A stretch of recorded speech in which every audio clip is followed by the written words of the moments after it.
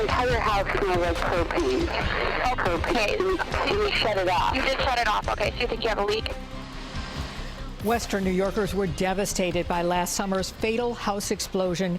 It is a tragedy that's difficult to revisit, but we promised last summer that we would stay on top of this story. It could happen to anyone who heats their home with gas. Tonight, News 4's George Rickard brings us the results of a 7-month investigation into that tragic morning in Niagara County.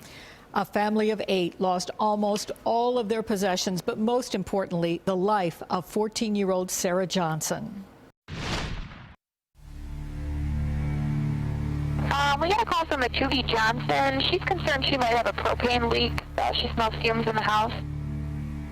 Through a Freedom of Information request, News 4 has obtained hundreds of police documents, 1,000 photographs, and audio tapes of interviews that paint a clearer picture of what went wrong at what seemed like any other suburban home on Chestnut Road in the town of Wilson. Down in the corner, we'll let you in later, all right? The aerial police photographs show the impact of the blast that leveled the home. As these photos were being taken that July morning, Jody and Judy Johnson were lying in hospital beds at ECMC, telling police what they remember. They tell it this way. 18 hours before the blast, 16-year-old Hannah Johnson smelled gas in the home and immediately called her father at work.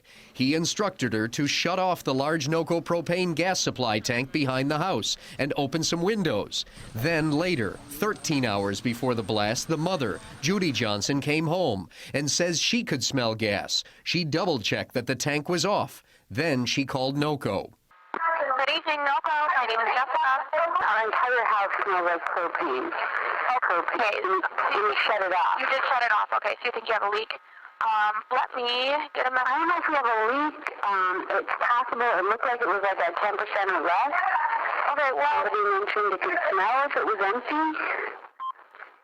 Is that true? Why don't I get a message out to our on-call propane guy? Yeah, and have him give you a call, because I don't know for sure.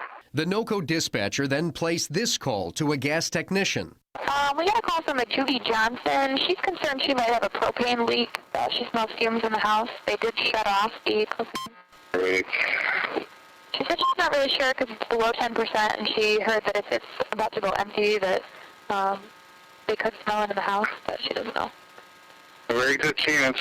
Okay. The gas technician then called Judy Johnson directly. Although there is no recording of that conversation, this is what Judy told police about her conversation with a NOCO technician. He told me, I asked if they did come out, and he said if you wanted us to come out, we could, he could, but it was very expensive, like $50, $60 an hour or something. But if he wanted us to come out, he would do that. Okay. But then I talked to my husband after that, and he said no, he didn't want them to come out. A couple more hours go by, and 11 hours before the blast, the father, Jody Johnson, arrives home from work. He tells police that he went behind the house and turned on the NOCO supply tank briefly and noticed a leak from the regulator near the tank. I could hear it, and I smelled it. Okay. You can hear it actually coming out of the regulator? Yeah. I had like another furnace that I used like in my garage or whatever, so I took the regulator off that and used that one, and a 100-pound tank. Jody Johnson is a pipe fitter by trade and had his own 100-pound tank, so he hooked it up to the line and says he used a spray bottle to check the whole outside line for leaks. He no longer heard the whirring sound near the tank, but says he never checked the inside gas lines for leaks, thinking an outside leak was the issue. He before I monkeyed it with it. He got into the house. I'm not sure how. Okay. That night, thinking he had fixed the leak, Jody Johnson turned on the valve to his 100-pound tank. Now 9 hours before the blast, 3 family members took showers that night, and the tankless hot water heater in the basement never touched off an explosion. But the next morning, investigators believe that water heater did ignite the propane gas from wherever it was leaking. Just after 6 a.m., the mother, Judy, was the first one up and headed for the bathroom. I don't even know if I turned on the sink. I walked over to the sink. I was going to wash my hands. I was actually going to get all my running stuff and go for a run. Yeah. But everything was a blur after that. I got up, walked over to the sink, and then boom. Okay. Well, I do remember, like, falling, like, just stuff all around me and falling. And then trying to crawl out from that. Jody Johnson was still in bed. I just heard like a huge muffled explosion. And then I remember hitting the ground, still in the bed, and the covers coming down on me with lumber. And I tried to get out, and I couldn't move the lumber. I called for my wife, and she didn't call back. So I shimmied out, and when I got out of the, however I got out, I think I slid from underneath the lumber. I was outside. There was no more roof. I seen rubble like a hill because my dog was standing on it, and he was in a kennel, and later on I was wondering how he got out of his kennel.